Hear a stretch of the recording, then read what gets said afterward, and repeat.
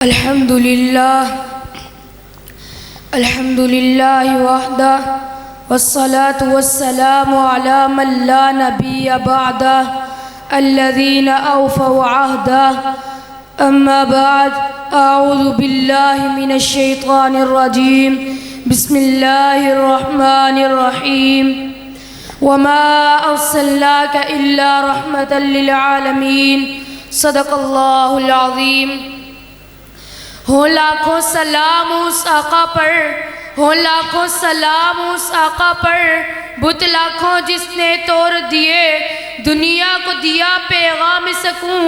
دنیا کو دیا پیغام سکوں، طوفانوں کے رخ موڑ دیے۔ اس محسن عالم نے کیا کیا نہ دیا انسانوں کو، اس محسن عالم نے کیا کیا نہ دیا انسانوں کو، منشور دیا دستور دیا، کچھ راہیں دی کچھ موڑ دیے۔ میرے واجب القدر حضرات علماء کرام اور سامعین مکرم، السلام علیکم ورحمۃ اللہ وبرکاتہ۔ آپ صلی اللہ علیہ وسلم کے آنے سے پہلے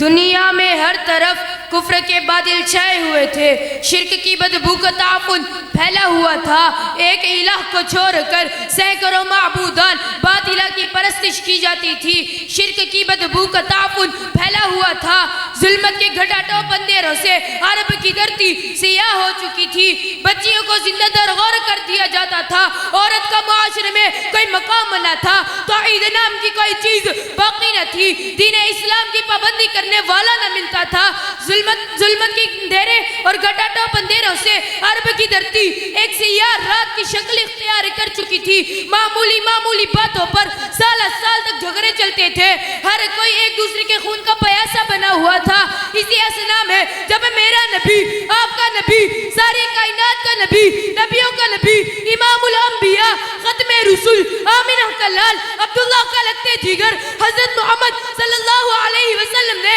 اس دنیا میں قدم رکھا تو ظلمت کی ساری اندھیری راتیں ختم ہو گئی، کفر پر لرزہ طاری ہو گیا، کیسرا و کسرا کے گھنگرے ٹوٹنے لگی، شاہی درباروں میں کھلبلی مچ گئی، لات و منات، حبل و عزیز جو کہ مشرکوں کا جھوٹا خدا تھا اندھے منہ گر پڑا، بچیوں کو زندہ درغور کرنا چھوڑ دیا گیا، دنیا کائنات کا اس سارا نظام میرے نبی کی وجہ سے بنایا اور سجایا گیا، اگر میرے نبی نے نہ آنا ہوتا تو دنیا کائنات کا اس سارا نظام بنایا اور سجایا نہ گیا ہوتا۔ ہاں مجھے کہنے دیجئے، صدیق کو صداقت ملی تو میرے نبی کی وجہ سے، عمر کو عدالت ملی تو میرے نبی کی وجہ سے، عثمان کو سخاوت ملی تو میرے نبی کی وجہ سے، حیدر کو شجاعت ملی تو میرے نبی کی وجہ سے، حمزہ کو سید الشہداء کا لقب ملا تو میرے نبی کی وجہ سے، معاویہ کو کاتب وحیون کا رتبہ ملا تو میرے نبی کی وجہ سے، عائشہ کو صدیقہ کائنات ہونے کا مرتبہ ملا تو میرے نبی کی وجہ سے، ابو حنیفہ کو امام اعظم ہونے کا مرتبہ ملا تو میرے نبی کی وجہ سے، احمد ابن حنبل کا جنازہ جیل سے اٹھا تو میرے نبی کی وجہ سے، صحابہ کو رہبریت کا مقام ملا تو میرے نبی کی وجہ سے، ہمیں اس محفل میں جمع ہونے کا شرف حاصل ہوا تو میرے نبی کی وجہ سے، محمود الحسن کو شیخ الہند ہونے کا مرتبہ ملا تو میرے نبی کی وجہ سے، میرا نبی اتنی شان و شوکت والا، اتنی عظمت و رفعت والا کہ جس کے اوصاف و اخلاق قرآن مجید میں جا بجا موجود ہے،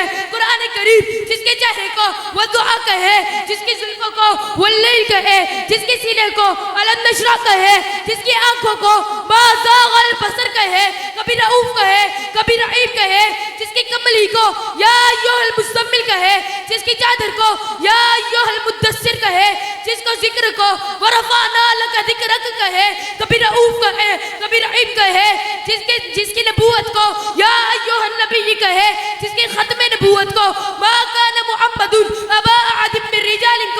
رجالکم کہے، اور یہ کوئی نہیں صرف میرا نبی ہو سکتا ہے، اور آخر میں میرے اللہ نے اپنے لاڈلے پیغمبر کو کہہ دیا کہ اے میرے لاڈلے پیغمبر تو رحمت للعالمین ہے تو میں رب العالمین ہوں، میرے سوا رب کوئی نہیں، تیرے سوا رحمت کا تاجدار کوئی نہیں، وما علینا الا البلاغ۔